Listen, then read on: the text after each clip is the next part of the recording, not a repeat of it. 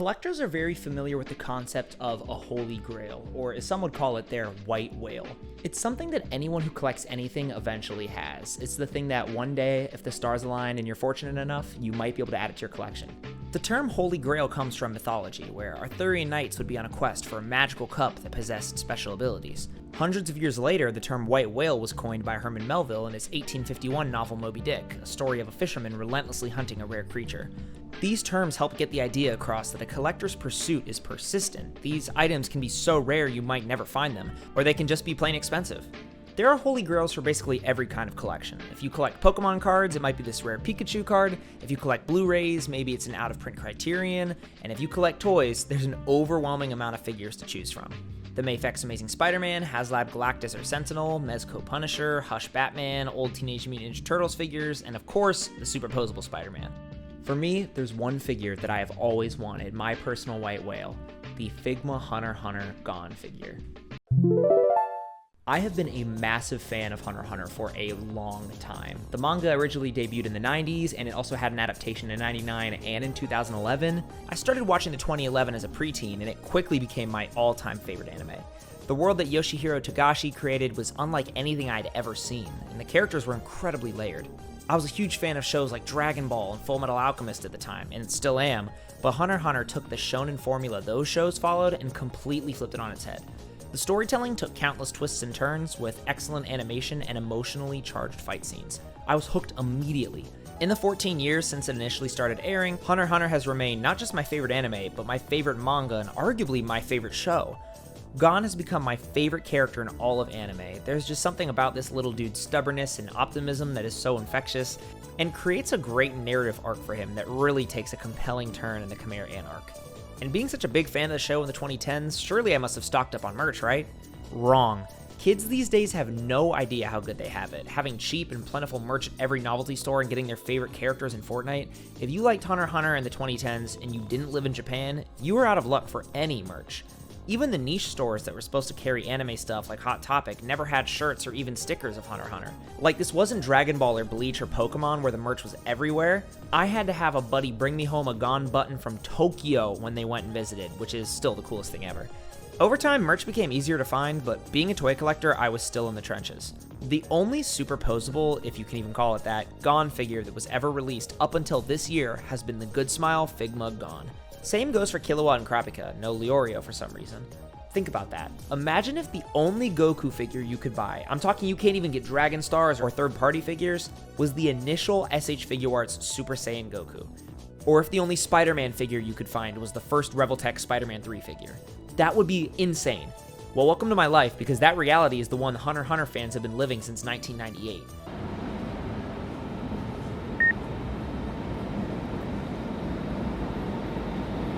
Over the years, I would be on the hunt for this figure everywhere. I have some used toy stores near me, and every time I would go, I'd be searching for the Figma to no avail.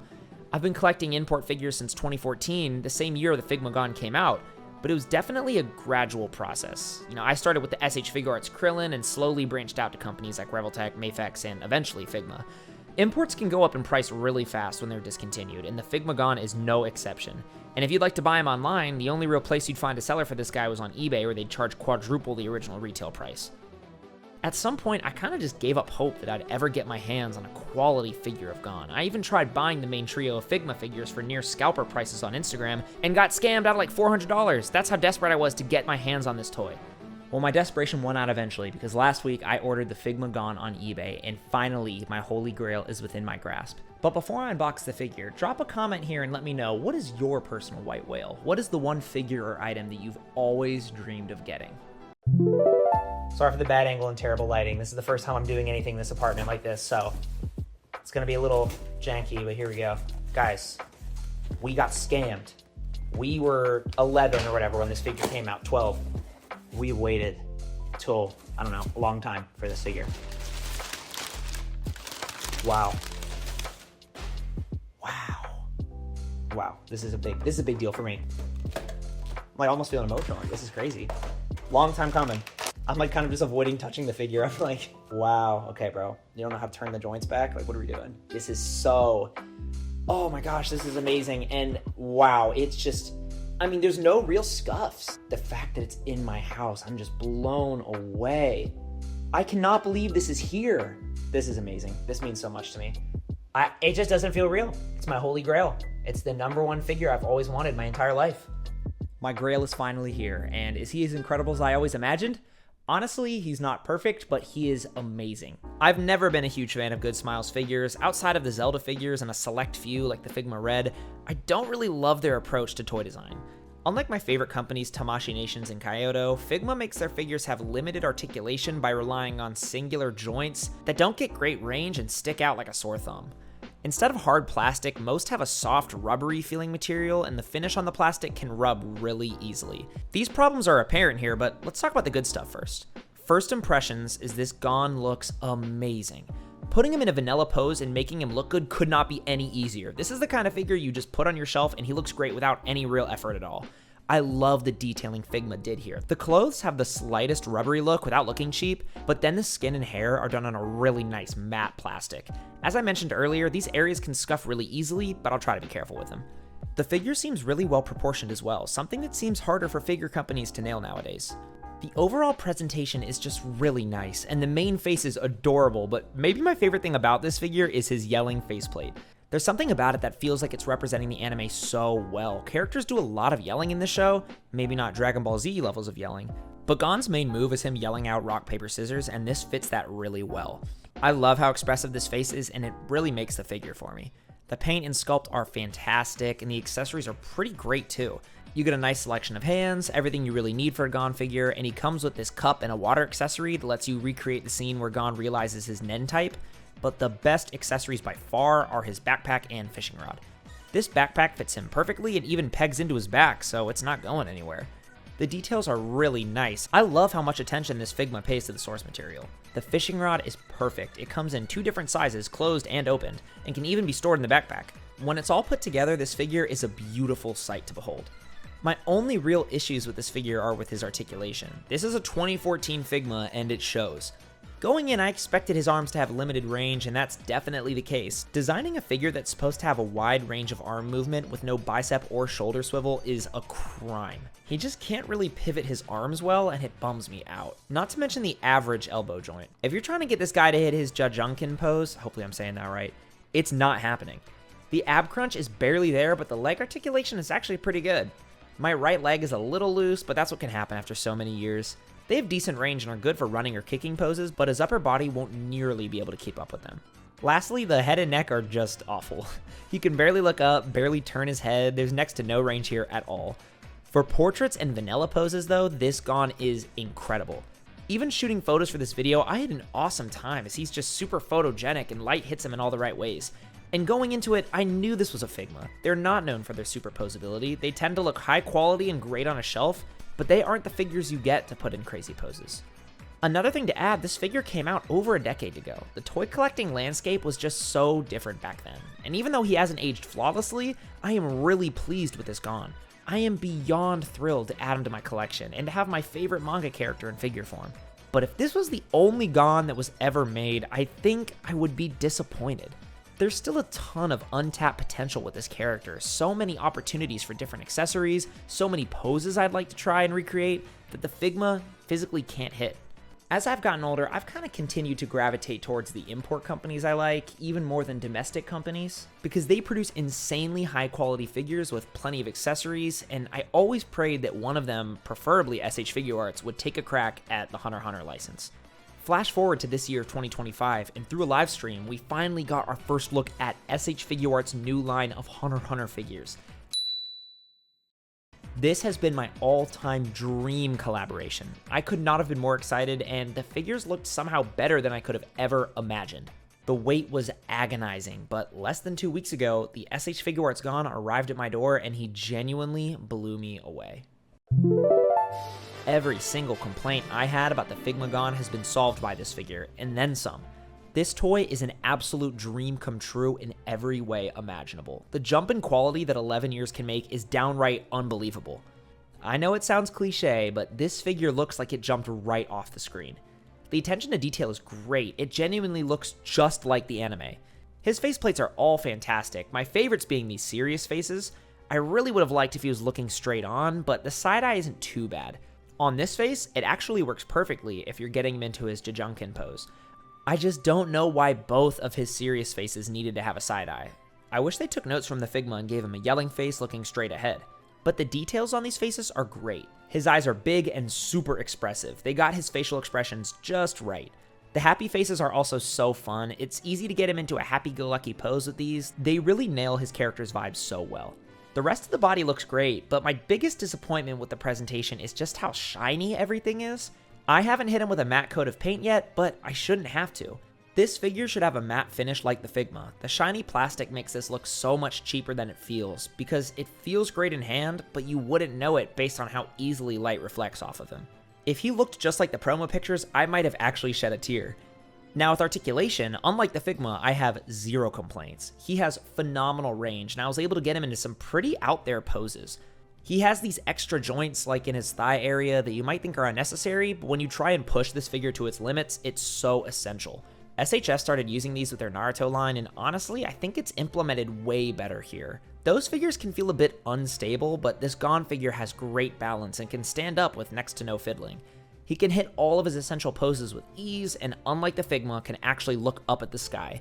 In a perfect world, maybe he could have had more of an ab crunch, but it's still really nice. For this video, I haven't put Gon down since I got him. He's followed me everywhere I go.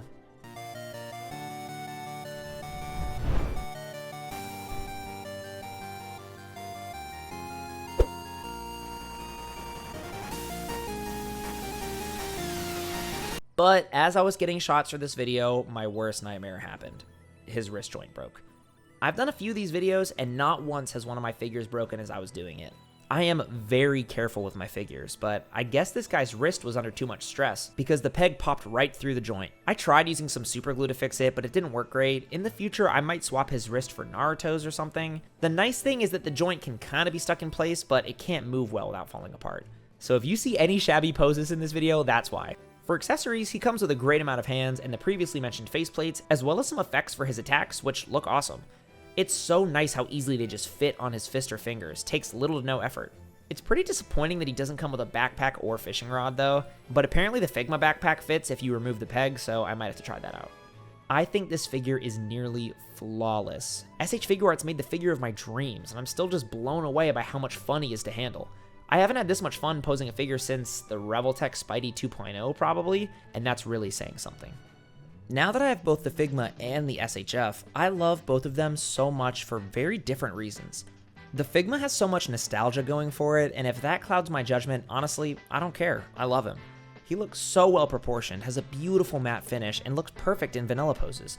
This is a great centerpiece to any shonen collection. Sorry Goku, but Gon is my goat. He's a great scale. I actually prefer his height a little bit more than the SHF, and his accessories and faceplates are fantastic. If you can get this guy for a good price, he is so worth it. However, the SHF is super posable and more on model for the anime. He can hit every pose you want pretty much and is a near perfect figure. He's decently affordable and relatively easy to track down. He's even on GameStop's website. This is a figure every fan of HunterxHunter needs to own, and if you like SHF's anime figures, this guy is one of my all-time favorites. The SHF is bigger than the Figma, but honestly, as long as he stays in scale with his own line, I am so fine with it. Tamashi, we need the rest of the big four, Hisoka and Chrollo, immediately. This figure is so good, it makes you want every character from the anime. I cannot wait for Killua to get here. As I was recording this, Killua showed up, and he is amazing. It's been a while since I've had this much fun behind the camera. Working on this video has been so much fun, and it's crazy to me that I was able to even make this video in the first place. It feels so surreal to have a figure in your hands that you've spent so long wanting and hunting for, and now that he's finally here, it kind of feels like the end of an era for me personally. This is the part of the video where I get a little personal because honestly, I feel like I've been gradually falling a bit out of love with collecting and toy photography. When you do something for so long and so frequently, eventually you can get burnt out. Sometimes you can only do something you love for so long before you start to fall out of love with it or your relationship with it changes. Getting the Figma Gon made me realize there just isn't that much that I need anymore. Don't get me wrong, there are so many grails that I would love to have and even make a video on one day. There's still so much out there I have yet to collect, past and future figures waiting to be shot and thrown on the shelf. But I feel like finally achieving this goal is the spiritual conclusion to this part of my life. I started doing toy photography in 2012 when I was a 12-year-old kid in middle school looking for an outlet. I always loved my action figures and wasn't quite ready to put them away for good, and that's when I discovered the amazing art of toy photography. And it kind of flipped a switch in my brain. I'd found something that I loved to do and was actually kind of decent at. Before long, I had my first few posable figures and I was off to the races. And I got to create so much art that I'm incredibly proud of. 13 years later, I'm a 25-year-old guy living alone with less and less time to sit around and pose figures, but I still find myself drawn to whatever random Spider-Man figure I have on my desk. This hobby has brought me so much joy over the years. It's been something that I've been able to truly pour my heart and soul into, and I've loved every second of it. All of the thrilling hunts, the crazy hauls, the long photo sessions late into the night have been some of my favorite memories over the years, and I've made wonderful lifelong friendships through it all.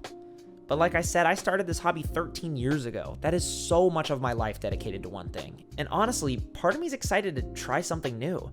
I'm getting older, I work a 9 to 5 and just moved into a new apartment. And as I've grown as a person, I've loved trying new hobbies and seeing more of the world. I want to explore new things, and more specifically talk about different things that I'm passionate about on this channel.